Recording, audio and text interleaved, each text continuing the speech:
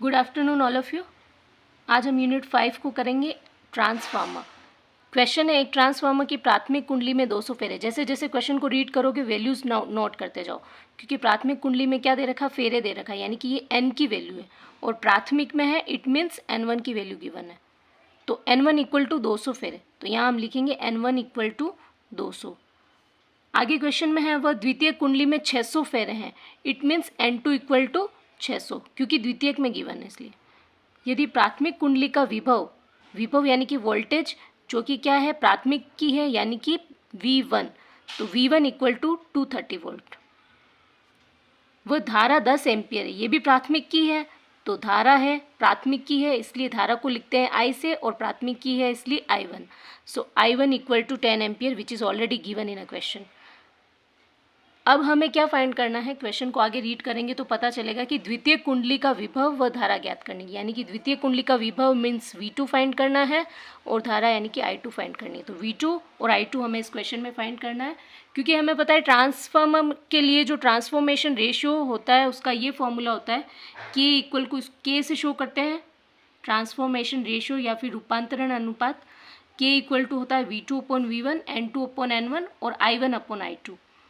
ये दोनों सेम चलते हैं, V2 upon V1, N2 upon N1, दोनों में ऊपर 2 आता है और नीचे 1 आता है, लेकिन I इसका अपोजिट चलता है। इसमें 2 है तो I में यहाँ 1 होगा और अपॉन में 2 होगा। ये एक स्टैंडर्ड वैल्यू है ट्रांसफॉर्मेशन रेशियो या फिर रूपांतरण अनुपात, जो कि ट्रांसफॉर्मेशन के लिए, ट्रांसफार्मर के लिए ऑलरेडी डिफाइन है।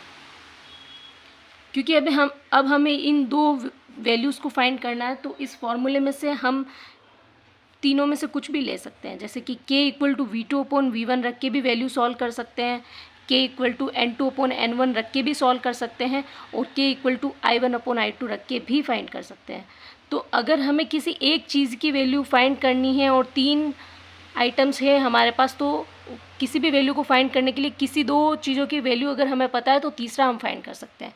तो उसके लिए हम अप्लाई करेंगे तो पता चलेगा N1 और N2 दोनों की वैल्यू हमारे पास है।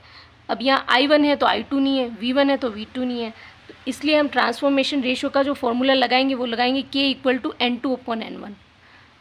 N1 क्या गिवन है इसमें, 200, और N2 है 600, तो ऊपर N2 है यानी कि 600 अपॉन N1 क्या है 200, तो 600 अपॉन 200। तो इसको आप सॉल्व करोगे तो आपके पास आएगा 3, यानी कि K की वैल्यू आपके पास 3 आ गई है।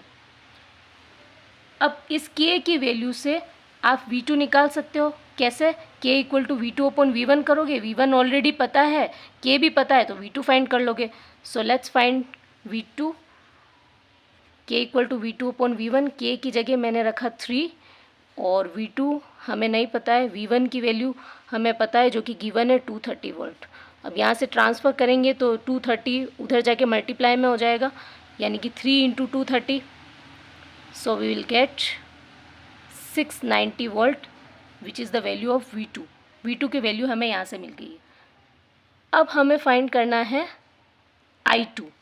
तो I2 कैसे फाइंड करेंगे, I2 के लिए भी यही कंडीशन है, K equal to I2 upon I1।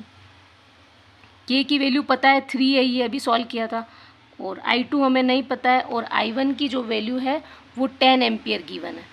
तो I2 इक्वल टू ये उधर जाके मल्टीप्लाई में हो जाएगा, तो 3 into 10, it means I2 equal to 30 ampere. ये दोनों हमारे आंसर हो जाएंगे, I2 इक्वल टू 30 एम्पियर और V2 इक्वल टू 690 वोल्ट।